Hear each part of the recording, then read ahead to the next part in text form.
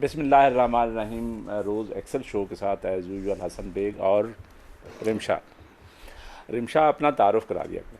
Okay. जी, आज हमने बुनियादी तौर पे जो टॉपिक आप लोगों के लिए सिलेक्ट किया है वो हमारे role of the armed forces है। हमारी अफवाज का जो किरदार है पाकिस्तान को डिफेंड करने में, दिफाए पाकिस्तान में उनका अमल दखल, उस पर हम बात करेंगे। ज़ाहिर है उसमें सिर्फ अफवाज पाकिस्तान नहीं है जो दिफा करती हैं, ज़ाहिर है वो तो मेन बॉर्डर्स पे होते हैं और वही एक फ्रंट लाइन होते हैं और वही लड़ रहे होते हैं। लेकिन हकीकत बात यह है कि कौम जो है वो सारी लड़ रही होती है, कौम सारी परेशान होती है। अभी रिसेंट जो कुछ हुआ है उसमें जहाँ पे लीडर्स परेशान थे, सियासी लीडर्स और गवर्नमेंट परेशान थी, वहाँ पे लोग सबसे ज़्यादा परेशान थे और अफवाज पाकिस्तान ने बड़ा कामयाबी के साथ हमारे मुल्क का दिफा किया, बल्कि हमारा सर फ़ख्र से बुलंद कर दिया, क्योंकि जिस तरीके से दिफा की है और बड़ा सेंसिबली और बड़े अच्छे तरीके से। लेकिन हम आज जो है सिर्फ इस रीसेंट वाक़ये को लेके बात नहीं करेंगे, हम ओवरऑल देखेंगे कि हमारी अफवाज का क्या किरदार है पाकिस्तान को डिफेंड करने में, पाकिस्तान के दिफा में। ज़ाहिर है 1947 में पाकिस्तान मारज़ वजूद में आया, तो उसके बाद 1948 से ही यहाँ पे जंगें शुरू हो गई। आप लोगों को मालूम है कि इंडिया से हम अलहदा हुए थे, तो इंडिया के साथ ही हमारी मखासमत शुरू होगी। स्पेशली कोई मखासमत नहीं है, कोई मसला नहीं है, सिर्फ एक मसला है कश्मीर, वो हल होने का नाम नहीं ले रहा। फॉर द लास्ट 77 ईयर्स वो एक अनफिनिश्ड एजेंडा है, जिसकी वजह से बहुत सारे मसले मसाइल, अब तो मज़ीद मसले मसाइल रिसेंटली इस जो लिमिटेड वार हुई है अभी पाकिस्तान की, उसमें पानी का एक मसला भी खड़ा हो गया। बहरहाल इसी पे बात करने के लिए आज हमने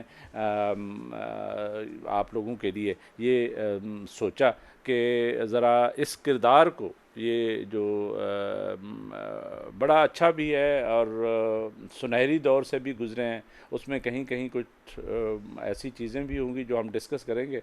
स्पेशली मेरे जहन में 1971 का वाक़या है, जिसमें डेफिनेटली अवाम चूँकि उस वक्त नहीं थे हमारी फ़ौज के साथ, तो वहाँ पे हमें सुक्की का सामना करना पड़ा। आप लोगों को मालूम है इससे बड़ा कोई वाक़या नहीं हुआ। बहरहाल लेकिन ओवरऑल देखा जाए तो हमारी अफवाज ने एक ऐसा किरदार अदा किया है और we are proud of our military और सारी फोर्सेस, यानी आर्मी हो या एयर फोर्स हो या नेवी हो, ये सारी अफवाज मिल के काम करती हैं और एक दूसरे से कोऑर्डिनेशन में चल रही होती हैं, और जो कामयाबियां होती हैं वो भी उनकी अपनी कोऑर्डिनेशन की वजह से होती हैं।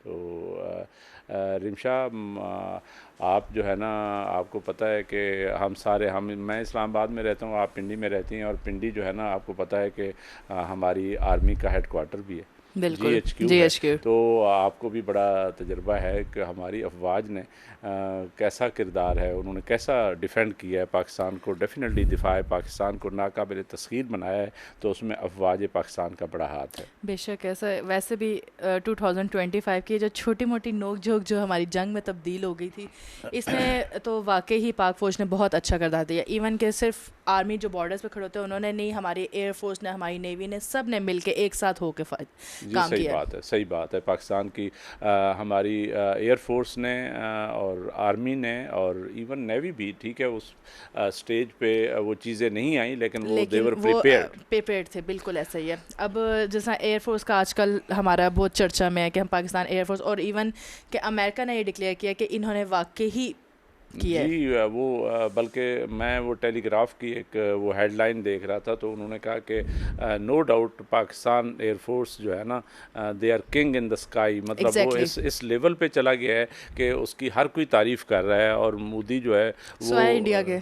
सवा इंडिया नहीं, इंडिया तो डेफिनेटली वो समझते थे कि वो पता नहीं कितनी बड़ी ताकत है, और पाकिस्तान जो है ना शायद पॉलिटिकली भी कोई अनस्टेबल है, तो वो जाके बस पाकिस्तान को यानी वो करके, उनका मीडिया देखें कितना गंदा किरदार था सर उनके उनके मीडिया का। उनके जो प्राइम मिनिस्टर मोदी साहब हैं, उन्होंने क्या, जब हमारे रिप्लाई देने से पहले, पाकिस्तान एयरफोर्स के रिप्लाई देने से पहले उनकी स्टेटमेंट थी, जो मीडिया स्टेटमेंट थी, कि पाकिस्तान हमसे डर रहा है और उस डरने की वजह भी मैं हूँ, मुझे मालूम है। और आफ्टर रिप्लाई उनकी स्टेटमेंट थी, पाकिस्तान को हमने हमला किया, उन्होंने हमारा साथ देने की बजाय उल्टा हम ही से लड़ाई कर ली। हाँ, वो ये कह रहे हैं कि यानी टेररिज्म के अगेंस्ट जो है वो पता नहीं वो कर रहे थे। भाई जो दहशतगर्दी है, पाकिस्तान तो सबसे ज़्यादा दहशतगर्दी का शिकार मुल्क है। हमने तो 85,000 जो है ना अपनी कुर्बानियाँ दी हुई हैं, $150 बिलियन के लॉसेस करके बैठे हुए हैं, तो हमें कौन ताना दे सकता है जी हम टेररिस्ट के। इवन इंडिया की जो पढ़ी लिखी एजुकेटेड अवाम है उन्होंने भी एक क्वेश्चन उठाया था कि अगर पहलगाम अटैक में 26 लोग मारे गए हैं, तो जब इंडिया ने अपनी कार्रवाई की है, ये ड्रोन्स और ये सब किया, तो इस दौरान हमारे 50+ लोग मारे गए थे। Exactly. उन्होंने ये कहा था कि उनका क्या कसूर है। अगर देखा जाए जनरली तौर पे तो कश्मीर में उधर भी मसला मासूम सिविलियंस ही मारे जाते हैं और इस तरफ भी मासूम लोग ही मारे जाते हैं। ऐसे ही है। लेकिन हम अगर अपनी यानी दिफा पाकिस्तान की तारीख़ को देखें तो हमें 1948 में जो आज भी मसला है कश्मीर का, बात यह है कि उस ज़माने में भी पहली जो जंग हुई तो वो भी इसी कश्मीर पे ही हुई, जिसमें लेकिन कश्मीर का मसला यूनाइटेड नेशन में चला गया और अक़वाम मुत्तहिदा में भी हल नहीं हो सका। लेकिन हमारी अफवाज ने उस वक्त भी बड़ा कामयाबी के साथ एक दिफा शुरू किया, क्योंकि उस वक्त आपको पता है कि मिलिट्री और फोर्सेस इतनी ज़्यादा नहीं थी और इतनी ज़्यादा बड़ी यानी ना फ़ौज थी, ना एयर फोर्स थी, ना नेवी थी। तो उस वक्त तो एक स्टार्ट था, पाकिस्तान जो है ना मारेज़ वजूद में आया था, उसके तो अपने रिसोर्सेज भी उस वक्त इंडिया ने नहीं दिया हमें, और उसके चक्कर में जो है वो एक यानी ऐसी मखासमत शुरू हो गई कि 1948 से आते आते फिर 65 आ गया, अयूब खान साहब का दौर था, और उस दौर में एक हमारी बाकायदा जंग हो गई कश्मीर पे। 71, 99 सारी जंग कश्मीर तो के लिए 65 की वार में आपको पता है कि जब ये जंग हो गई प्रैक्टिकली स्पीकिंग, तो उस वक्त इंडियन फ़ौज जो है वो अपने यानी तोपखाने खोल के बैठी हुई थी और टैंक्स पे उस वक्त आपको पता है वाया ये जो हमारा बॉर्डर है जो लाहौर के साथ लगता है, तो वो कहने वाले कहते हैं, हमने तो हिस्ट्री पढ़ी है, तो बात ये है कि वहाँ से वो टैंक आगे आए और उनका ख्याल था कि हम सुबह का नाश्ता जो है वो जमखाना लाहौर में करेंगे। ये यानी ये स्टेटमेंट तो आज भी ये स्टेटमेंट जी ये, लेकिन उसको खाक में मिला दिया हमारे फ़ौज ने और हमारे सिपाहियों ने, हमारे शहदा ने। बहरहाल वो अल्टीमेटली आगे नहीं बढ़ सके और हमने कामयाबी के साथ एक डिफेंस किया, और वो एक बड़ा यानी 1965 वाज द फर्स्ट यानी सिग्निफिकेंट वार जिसमें पाकिस्तान ने बड़े अच्छे तरीके से अपने आप को डिफेंड भी किया, और डेफिनेटली हमने उसमें एक ये कम अज़ कम इंडिया को बावर करा दिया कि जो उनका ख्याल था कि पाकिस्तान एक नई रियासत है और कमज़ोर रियासत है, तो इसने क्या करना है। तो बहरहाल वो हमने बड़ा एक किरदार अदा किया। ये तो लेकिन शुरू से इंडिया का ख्याल है। इस दफ़ा भी जब अभी हमारे वो जो एयरफोर्स ने औरंगज़ेब साहब ने बताया था कि स्ट्राइक जो उनकी हुई है 6 वर्सेस 0 की तरफ से, तो इस दफ़ा भी 6 राइफल्स। इस बार तो देखें वो हम आते हैं उस पर, वो एक टेक्नोलॉजी की वार थी, मेरा ख्याल है पाकिस्तान कामयाबी के साथ वो लड़ा है और काम जीत भी गया है। बहरहाल 65 वार जो है उसमें देखें कितनी सारी अमवात हुई, कितना नुकसान हुआ, इसीलिए वो हम बार बार कहते भी रहते हैं कि जी ये जंग जो है किसी के फ़ायदे में नहीं होती, ये हमेशा नुकसान ही पहुंचाती है। जंगें होनी नहीं चाहिए, अमन होना चाहिए और अमन में ही चीज़ें फलनी फूलनी चाहिए। लेकिन अफसोस की बात यह है कि अक़वाम आलम में जब भी देखा है तो ये कौमें जो है सारे एक दूसरे के साथ पता नहीं इंसान की सरिश्त में है क्या है कि वो जंगें करता रहता है। सर जंगें इसलिए करता है क्योंकि हम लोग लालची हैं। बेसिकली हर दूसरे मुल्क को चाहिए कि हम दूसरे पे कब्जा कर लें, हमारी एक वाह हो जाए, हमारी एक पावर हो जाए। हाँ, मेरा ख्याल है ईगो से लेकर हर चीज़ के, ये जो आप ऑक्यूपेशन की बात कर रही हैं, ये जो लालच की बात कर रही हैं कि हमने कब्ज़ा करना है, हालांकि मेरा ख्याल है कि अब जो है ना रिमशा, ये जो दौर है ये मुआशी कामयाबियों का दौर है, ये ट्रेड वार है। अभी देखें ट्रंप ने क्या कहा, ट्रंप ने कहा कि मैंने जब इंडिया और पाकिस्तान की जंग बंदी के लिए कोशिश की तो मैंने कहा जी आपकी ट्रेड जो है वो मैं ख़त्म कर दूंगा। इसी से डर के वो सीज़ फायर पे मान गए। यानी इसका मतलब ये है कि हर चीज़ से ज़्यादा इम्पॉर्टेंट ट्रेड और इकानमी थी। लेकिन अभी भी ये सीज़ फायर सिर्फ 12 दिन के लिए, तो उनकी जो ट्वीट्स आती है इंडिया की तरफ से वो अगेन ये कहते हैं कि हम PAF को बताएंगे दोबारा। नहीं वो ठीक है, वो देखें अब एक शिकस्त खुर्दा वो क्या करता है, आपने कभी देखा है दो बंदे अगर आपस में लड़ रहे हों, पता नहीं आपकी भी लड़ाइयाँ अपनी सहेलियों से हुई होंगी, तो वो जो मैं शिकस्त लड़ने वाली खुर्दा लगती हूँ। जो शिकस्त खुर्दा होता है तो वो फिर गालियाँ दे रहा होता है, क्योंकि इसके अलावा उसका वो मार तो खा चुका होता है। अब मेरा ये ख्याल है कि ये जो धमकियाँ हैं ये बस गीदड़ धमकियाँ। ये वो गालियाँ हैं जो मार खाने के बाद वो वैसे ही, अब इससे तो आप मना नहीं कर सकते जी, कोई मना हाँ नहीं ये तो है, लेकिन फिर भी एहतियात तो होती है ना। हाँ नहीं, एहतियात तो करनी चाहिए, ज़ाहिर है हमारी जो यानी प्रिपेयर्डनेस है, जो तैयारी है, उसमें कोई शक नहीं है, हम तैयार कौम है और हमने साबित भी किया है। 65 से आगे चलें तो हमारा एक सुबह की भी हुई, जो मैं इंट्रो में भी बता रहा था, सुबह की ये हुई कि मैंने कहा कि ये जो जंगें हैं ये कौमें लड़ा करती हैं, और ये जंगें जो हैं वो लीडर्स लड़ा करते हैं। फ़ौज जो है वो फ्रंट पे होती है, बॉर्डर्स पे होती है, वो डिफेंड कर रही होती है, लेकिन उसके बैक पे जो है सपोर्ट में कौम खड़ी होती है, लीडर्स खड़े होते हैं, तभी जाके जंगें जीती जाती हैं। 1971 का वार जो है जो यानी बांग्लादेश जब बना, ईस्ट पाकिस्तान हमसे अलहदा हुआ, उसमें बेसिक क्या हुआ, देखिए इलेक्शन हो गए, और इलेक्शन के नतीजे में शेख मुजीब जो है वहाँ पे अवामी लीग वाला वो जीत गया, और चूँकि उस वक्त जो ईस्ट पाकिस्तान की आबादी थी वो वेस्ट पाकिस्तान से ज़्यादा थी, वहाँ की सीटें ज़्यादा थीं, तो असूलन एज़ पर दी कॉन्स्टिट्यूशन, आइन के मुताबिक शेख मुजीब का ये हक़ हासिल हो गया था उसको कि उसको हुकूमत दे दी जाती। लेकिन जहाँ पे जो वेस्ट पाकिस्तान में सबसे बड़ी लैंडस्लाइड विक्ट्री है वो पाकिस्तान पीपल्स पार्टी के जुल्फ़िकार अली भुट्टो को मिली, सीटें गो के कम थीं। अब इस बात पे याह्या खान, जनरल याह्या खान साहब बैठे थे और उनको चाहिए था कि वो असम्बली का इजलास बुलाते और शेख मुजीब को प्राइम मिनिस्टर की ऑफ़र दे देते।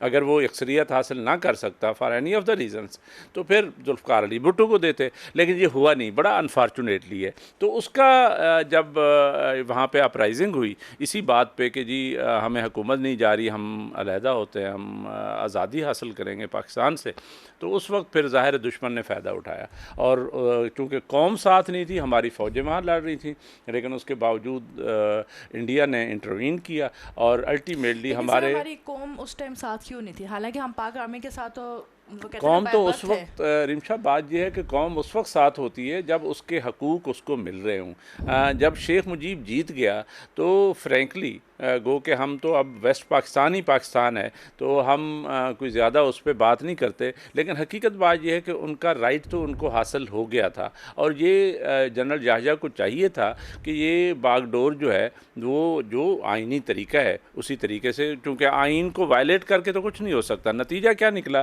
कि वो लोग जो है ना तहरीक चल पड़ी, और तहरीक के पीछे जो है ज़ाहिर है वो इंडिया था उस वक्त भी और भारत था शुरू से ही, और उनकी फ़ौजों ने इंटरवीन किया। नतीजतन क्या हुआ? नतीजतन ये हुआ कि वो ईस्ट पाकिस्तान हमसे चला गया और हमारी 90,000 फ़ौज जो है वो यरगमाल हो गई, जिसको बाद में शिमला मुआहदे के तहत जुल्फ़िकार अली भुट्टो ने मज़ाकरात के ज़रिए वो फ़ौजी अपने वापस लाए, और बायलेटरल जो है ना एक अरेंजमेंट हुआ कि आइंदा जो भी मसले मसाइल हैं हम आपस में बैठ के हल करेंगे। आपको पता है कि जब ये मसला यानी सिंध तास मुआहदे वाला हुआ अभी रिसेंट प्रॉब्लम में, तो फिर हमने कहा कि बाईलेटरल वाला कंसेप्ट भी फिर ख़त्म कर देते हैं, हम जो है शिमला मुआहदा जो है वो सस्पेंड कर रहे हैं, जो कि मेरी नज़र में कोई इतना वाइज डिसीजन नहीं था, क्योंकि देखें कौमें जो हैं वो ये मुआहदा हो ही नहीं सकता था कैंसिल।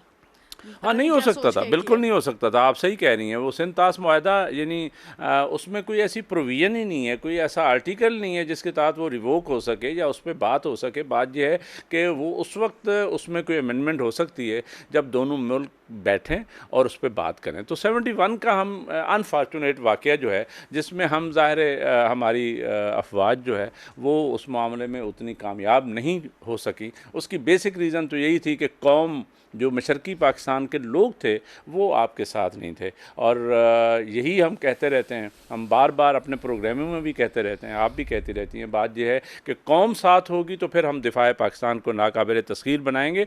ये फ़ौज बहुत ज़रूरी है, ये हमारी एयरफोर्स ज़रूरी है, ये नेवी ज़रूरी है, हमारे जो टेक्नोलॉजी है ज़रूरी है, हमारे लिए जहाज़ ज़रूरी हैं, टैंक ज़रूरी हैं, सब कुछ ज़रूरी है। लेकिन हकीकत बात यह है कि कौम जो है वो अगर एक होगी, जैसे आजकल हमारी कौम एक हो गई है, कौमी यकजहती जो है ना हमने इंश्योर की हुई है, ये एक बड़ी खूबसूरत बात है। और ये लेकिन इसकी सारी बेस भी तो यही है ना, देखें सर, जब इंडिया का मामला आता है ना तो वाकई ही कौम एक तरफ हो जाती है। डेफिनेटली लेकिन अगर अगर कहते हैं बाकी पाकिस्तानी ममालिक कौम की को बात अगर है, आपने इकट्ठा करना है ना, आप दो काम से कर सकते हैं। एक ये है कि एंटी इंडिया बात कर लें, और एक इस्लाम के नाम पे ये हम इकट्ठे हो जाते हैं, फिर हाँ इसमें कोई शक ये नहीं यही बात है। है ये ना। भी बाकी बड़ी अब खूबसूरत देखें, बात है। अब बांग्लादेश का टाइम आया तो बांग्लादेश के लिए कोई भी नहीं था, लेकिन अगर इंडिया का टाइम आता है तो वो होते हैं हम लोग सारे, चाहे वो बिल्कुल, इंडिया का क्रिकेट मैच ही क्यों ना हो, यस, और हम कोई और मैच नहीं देखेंगे, एग्जैक्टली, स्पेशल ये जाके एग्जैक्टली। देखेंगे। तो बात यह है कि कहने की बात यह है कि हमें 71 में सुबकी हुई, नो डाउट, और बड़ी ज़्यादती हुई, लेकिन हमने एक सबक जो है, हमें एक लेसन जो है, हमारा टेक अवे जो है वो ये था कि हमें एज ए कौम इकट्ठे रहना है, और कौम इकट्ठे होगी तो फिर आप नाकाबिल तस्खीर बनाते हैं अपने दिफा को। और इसीलिए कौमें जो है ना वो कहते हैं कि इकट्ठी होनी चाहिए, और हमने देखा कि दरमियान में एक कारगिल वार हो गई, और यानी 99 में वो भी एक बेसिकली तो एक लिमिटेड वार लेकिन थी। उस टाइम पे तो हमारे नुकसान बहुत हुआ था पाकिस्तान आर्मी को, पूरे मुल्क को ही जी, हुआ था, लेकिन उसमें आर्मी का उसमें तो बहुत उसमें एक्स्ट्रा हुआ उसमें था। उसमें हम ये ज़ाती तौर पे समझते हैं कि वो भी एक मिस एडवेंचर था, क्योंकि उस वक्त बड़ी आपकी कोऑपरेशन चल रही थी। वाजपेयी साहब इधर मीनार पाकिस्तान पे आए, और लाहौर डिक्लेरेशन हुआ, और उसके बाद जो है लाहौर डिक्लेरेशन के बाद कंपोजिट डायलाग की बात हो रही थी। कंपोजिट डायलाग का मतलब ये है कि जितने भी इश्यूज़ हैं, जैसे आज हम कहते हैं कश्मीर पे भी हम बात करेंगे, पानी पे भी बात करेंगे, सारे इश्यूज़ पे बात करेंगे, तो बात यह है कि वो कंपोजिट डायलाग का मकसद क्या था कि जिसमें आपने तिजारत पे भी बात करनी है, क्योंकि उस वक्त आपको पता है कि हमने या इंडिया ने 20 साल जो है मोस्ट फेवर्ड नेशन स्टेटस दिया हुआ था, MFN स्टेटस दिया हुआ था पाकिस्तान को, और वो उस दौरान मेरा ख्याल है बड़ी अनफॉर्चुनेट बात है कि होना नहीं चाहिए था ऐसा, लेकिन वो वाजपेयी साहब आए, उन्होंने यहाँ पे मीनार पाकिस्तान पे आके तकरीर भी की, और पाकिस्तान वो बड़े अच्छी लीडरशिप थी, ये मोदी वाली लीडरशिप नहीं थी। वाजपेयी साहब बहुत डिफरेंट आदमी थे, मनमोहन सिंह भी ठीक थे।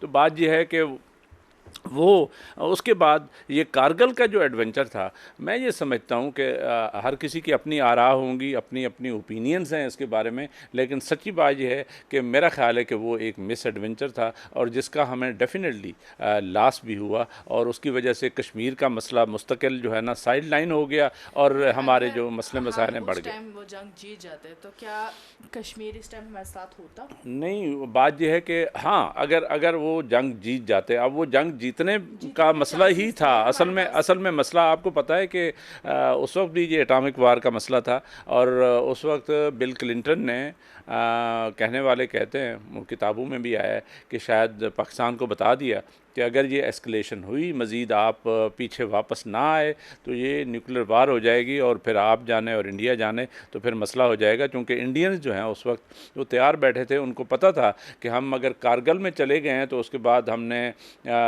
जम्मू में और श्रीनगर पे चले जाएंगे। वो ज़ाहिर है अपने आप समझते हैं कि कश्मीर उनका अटूट अंग है, जैसे हम कहते हैं हमारी शाहराग है। तो बात यह है कि ये एक ऐसा स्टैंड ऑफ है जिसके बाद मेरा ख्याल है कामयाबी के साथ मज़ाकरात ज़रूर शुरू हुए। वो जो जनरल मुशर्रफ जो है उन्होंने मार्शल लॉ लगाया 99 में, उसके बाद 2002 में स्टैंड ऑफ हो गया, क्योंकि एक वाक़या हो गया, उनकी पार्लियामेंट पे हमला हो गया, तो उसके बाद उन्होंने कहा पाकिस्तान रिस्पॉन्सिबल है। फिर जनरल मुशर्रफ जो है वो श्रीनगर गए, और आपको पता है 9/11 के बाद हमारी जो कोऑपरेशन है विद अमेरिकन्स और नेटो फोर्सेस वो बहुत ज़्यादा बढ़ गई।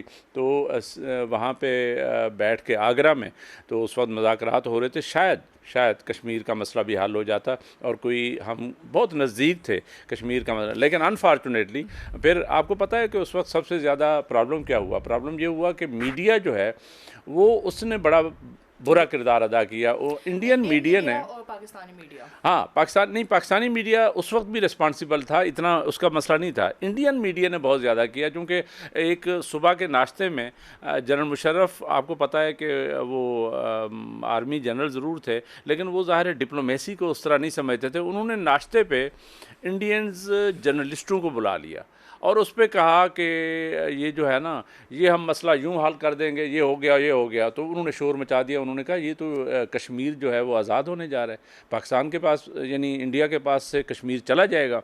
उस बात पे फिर स्टैंड ऑफ हो गया। आपको पता है आई के गुजराल और वो जो थे उस वक्त की लीडरशिप थी, उन्होंने कहा नहीं ये नहीं हो सकता। फिर उन्होंने कहा नहीं अभी तो हम कोई मुआहदा। लेकिन उसके बाद भी एक बड़ी अच्छी डेवलपमेंट हुई कश्मीर पे, वो ये थी कि मुशर्रफ के दौर में ही मनमोहन सिंह के साथ इनके मुज़ाकरात चल रहे थे। उस वक्त एक फार्मूला जो है कश्मीर के हवाले से बना और Manmohan Singh was coming to Pakistan.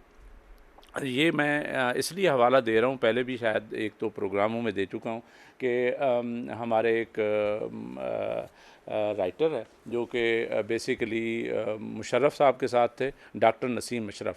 उन्होंने किताब लिखी है और उन्होंने कहा कि मनमोहन सिंह जो है वो साइनिंग सेरेमनी के लिए उन्होंने आना था पाकिस्तान।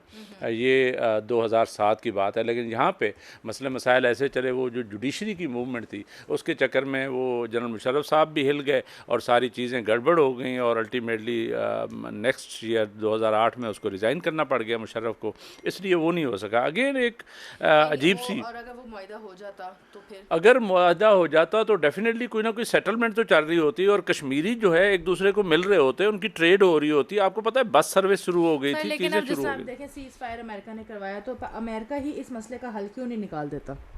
अमेरिका देखें, ये ट्रंप ने 2019 में भी कहा था कि जी ये मसले का मैं हल ढूंढता हूँ। 19 में ही वो मसला इस तरह हुआ कि 370 और 35A का जो स्पेशल स्टेटस था as per the constitution of India, तो इंडिया ने वो रिवोक कर दिया।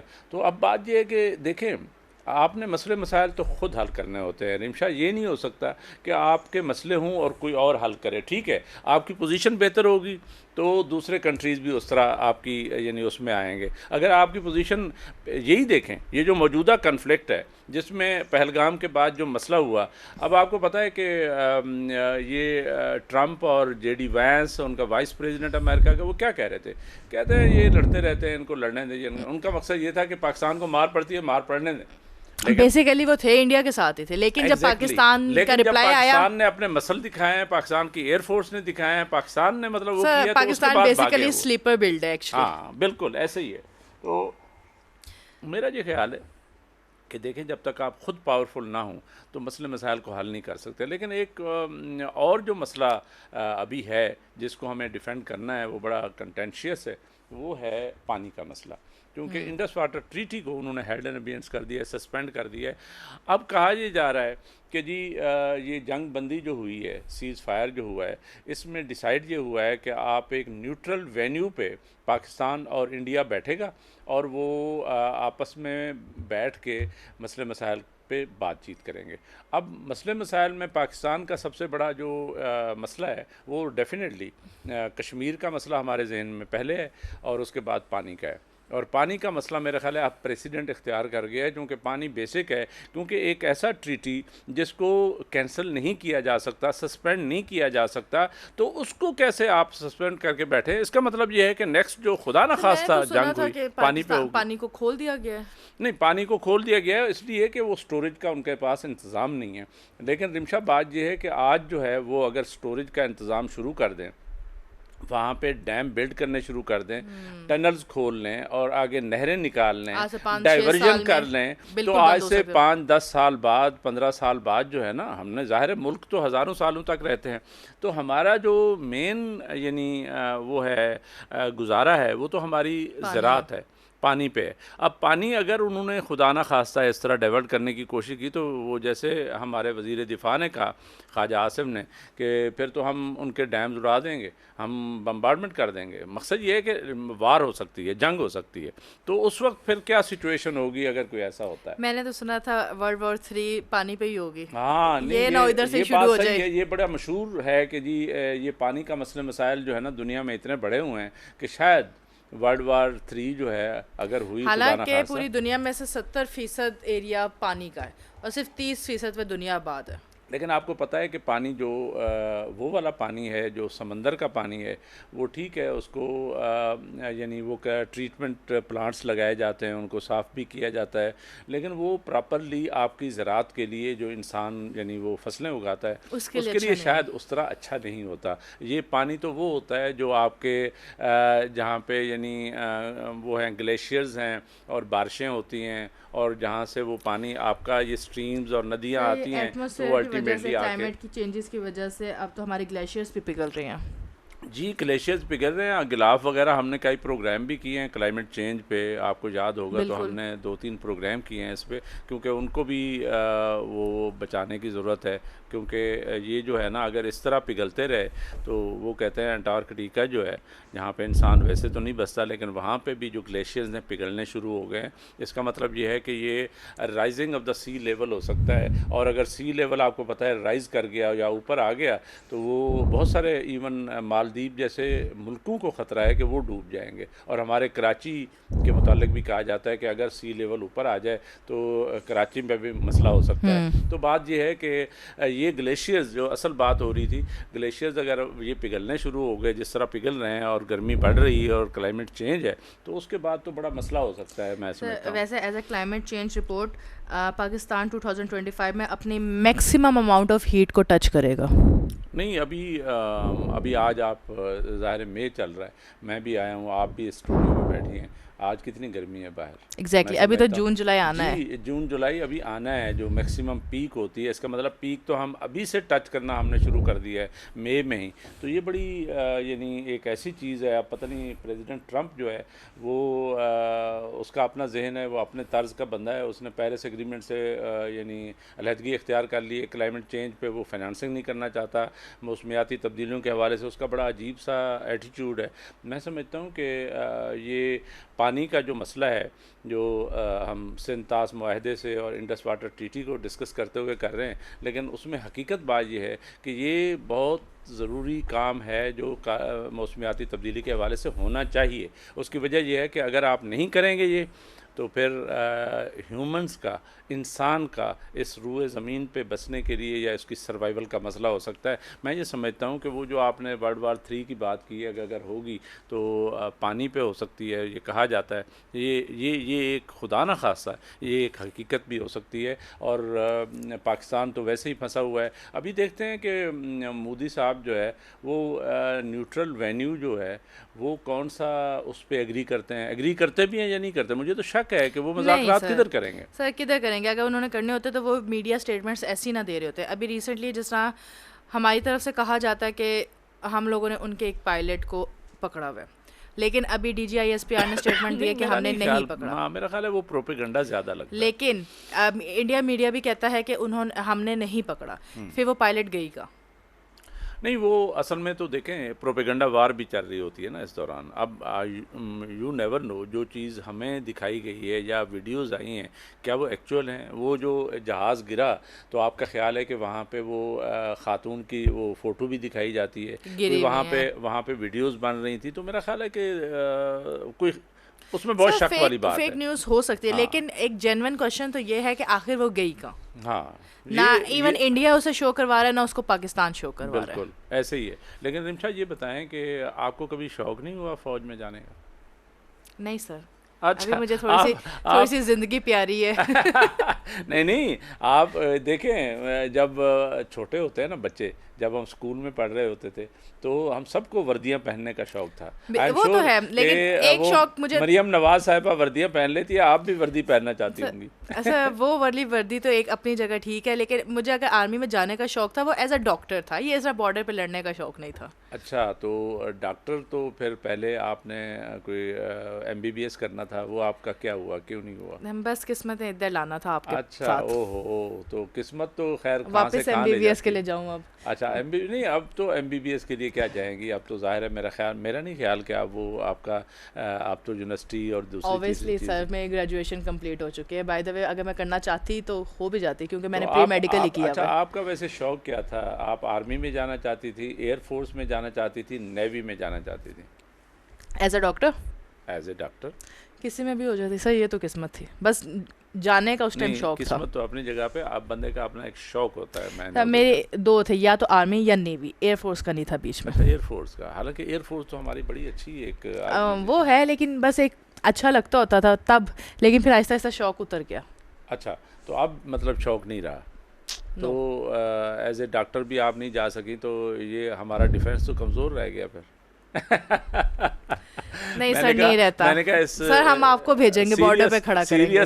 सीरियस मैं ऑलरेडी मास पे खड़ा हूँ। देखें वो कहते सर हैं ये कि इधर वाले महाज पे नहीं खड़े होते। देखिए 4 पिलर ऑफ द स्टेट है, उसमें से एक जो है ज़ाहिर है गवर्नमेंट है, दूसरी जो है ना पार्लिमान है, पार्लियामेंट। तीसरा जो है ना अदलिया है, चौथा मीडिया है। मीडिया जिस पे हम बैठे हुए हैं ना, हम भी डिफेंडर्स हैं भाई, हम अपना अपना एक रोल सबसे प्ले ज्यादा कर रहे गालियां हैं। हमें ही पड़ती हैं नहीं वो कौम अपनी से। जगह पे देखिए, बात ये है कि ये जो है ना डाइवर्सिटी है पूरी दुनिया में, कि वो जैसे आप मोदी को गालियां पड़ रही हैं, अब हम बैठे हुए फ़ौज की तारीफ़ कर रहे हैं अपनी फ़ौज की, तो इसी तरीके से होता यही है कि इट सर डिपेंड्स। वैसे हम लोग भी ना एज अ मीडिया, कहना तो नहीं चाहिए, लेकिन हम लोग भी ना दोगले हैं।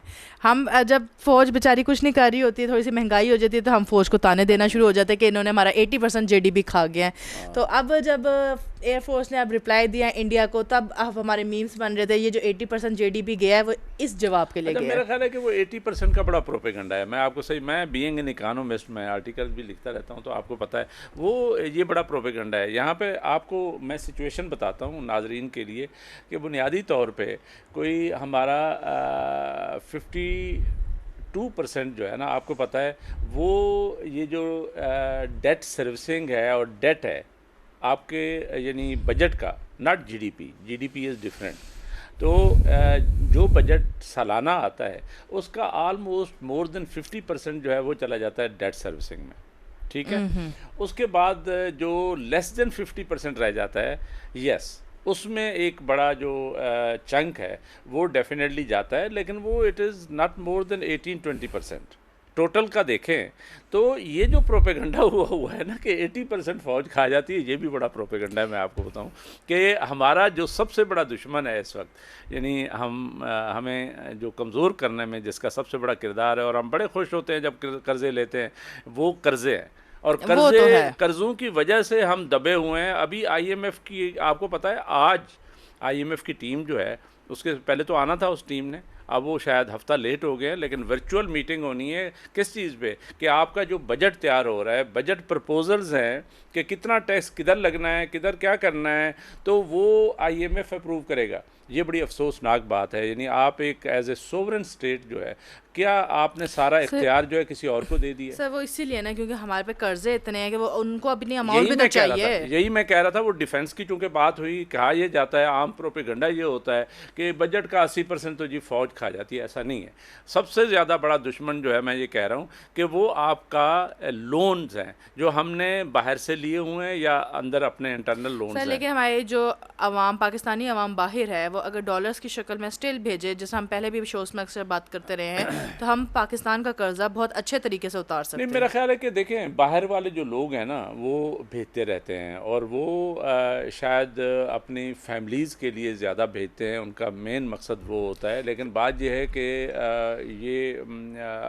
ये जो डिफेंस लाइन है, इसको अगर हम डिस्कस करें तो उसमें एक बहुत बड़ी जो सिक्योरिटी को इंश्योर करता है, जैसे अफवाज है, अफवाज पाकिस्तान है, इसी तरीके से आपका मुआशी इस्तेहकाम है। और मुआशी इस्तेहकाम में आपको पता है सबसे बड़ा जो किरदार है वो बेसिकली हमारी जो एक्सपोर्ट्स हैं, और दूसरा यानी बरामदात हैं, और इंडस्ट्री है, और फॉरेन डायरेक्ट इन्वेस्टमेंट है, डायरेक्ट इन्वेस्टमेंट है। और उसके साथ साथ जो है ना, जैसे आपने कहा कि आपकी जीडीपी में एक बहुत बड़ा किरदार जो है ना, जैसे हमारी यानी रिमिटेंसेस का होता है, वो रिमिटेंसेस तो अब भी बहुत है। आपको पता है हमारी रिमिटेंसेस इस साल दे में भी टचिंग 36 बिलियन, जबकि हमारी जो बरामदात है वो 30 बिलियन के अराउंड है। इसका मतलब ये है कि हमारे वो पाकिस्तानी जो यहाँ से गैर मुल्कों में गए हुए हैं और अपनी फैमिलीज़ को पैसे भेज रहे हैं, 36 बिलियन डॉलर वो हर साल भेज रहे हैं। इस साल कम से कम इतने होंगे, पहले 2 बिलियन थे, कितने थे। तो बात ये है कि वो तो करीब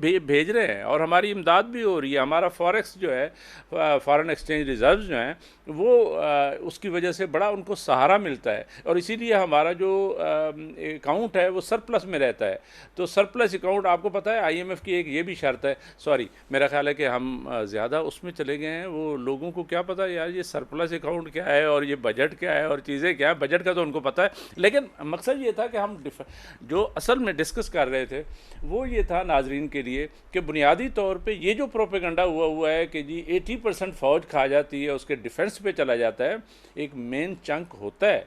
डेवलपमेंट की साइड कम है, डिफेंस की यानी नॉन डेवलपमेंट साइड ज़्यादा है, तो उसमें है। लेकिन ऐसा नहीं है कि 80%। हमारा सबसे बड़ा जो यानी चंक है वो बेसिकली हमारे लोन्स और डेट सर और ये जो आपने सर्विसिंग में अभी चला बात जाता की आईएमएफ इस दफ़ा हमारा पास करेगा बजट, तो है। पिछले साल भी उसने किया था।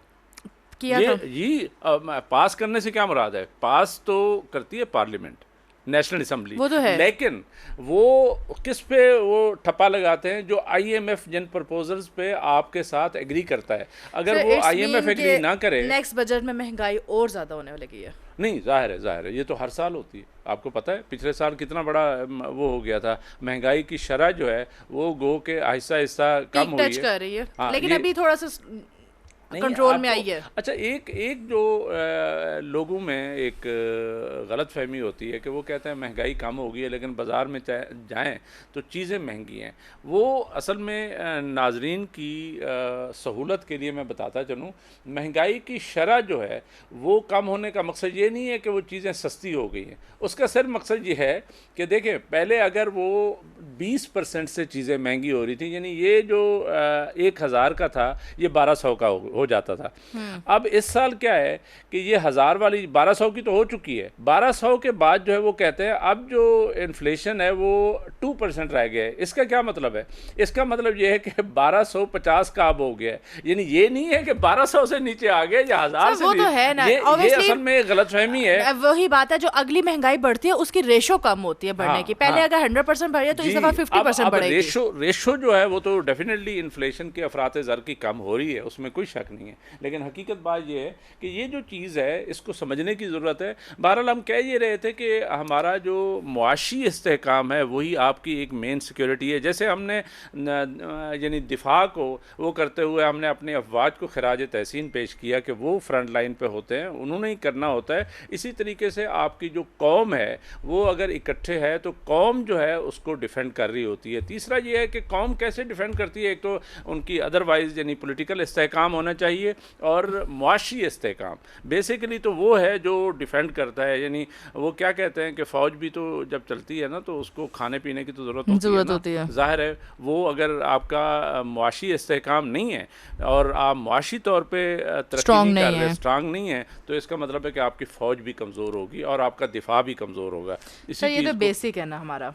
एग्जैक्टली और तीसरा एक जो दिफा है वो रिलेटेड है हमारा, वो कहते हैं कि आइडियालॉजिकल फ्रंटियर्स जो है ना। बात ये है कि ये एक ऐसी चीज़ है, यकीन करें इससे मैंने बहुत पढ़ा है और इस पर बहुत ज़्यादा गौर भी किया है। ये वो चीज़ है जो हमने बेसिकली ली है कि पाकिस्तान बना है तो इस्लाम के नाम पे बना है, बेशक, और हम सारे मुसलमान हैं। लेकिन आजकल जो कौमियत का तस्वुर है, देखें हमारे फ़लस्तीनी भाई जो है इस वक्त सबसे ज़्यादा क्राइसिस में है और उनके साथ जो कुछ हो रहा है, लेकिन वो मुसलमान नहीं है। तो जो साथ के अरब्स बैठे हैं, अरब से ऊपर जाए तो फिर अजमी बैठे हैं यानी मुस्लिम वर्ल्ड बैठी है, OIC बैठा है, तो कितना कुछ डिफेंड कर रहे हैं उनको। इसका मतलब है कि ये जो हमने ये एक औरा बनाया हुआ है कि जी इस्लाम के नाम पे तो फिर बांग्लादेश हमारे साथ ही होता। तो मेरा ये ख्याल है कि ठीक है हम मुसलमान हैं, इसमें कोई शक नहीं है, लेकिन ये जो हम आइडियालॉजिकल फ्रंटियर्स की बात करते हैं ना, इस पे हमें ज़रूर गौर करना चाहिए। भाई आप वही हैं, सारे मुसलमान हैं और हर मुस्लिम कंट्री अपनी अपनी मईशत, अपनी अपनी कौम, अपने अपने लोगों के साथ है और उसको डिफेंड भी अपने लेवल पे ही करना है। और जब खुदा न खास्ता बुरा वक्त आए तो फिर फ़लस्तीनियों की तरह कोई आपको डिफेंड करने नहीं आता। मैं आपको सही बात बताऊँ, कल से ट्रंप गया हुआ है सऊदी अरब, अब देख लें वहाँ पे इन्वेस्टमेंट के मुआहदे हो रहे हैं, चीज़ें हो रही हैं, अच्छी बात है, होने चाहिए, लेकिन where is Palestine, where is Kashmir?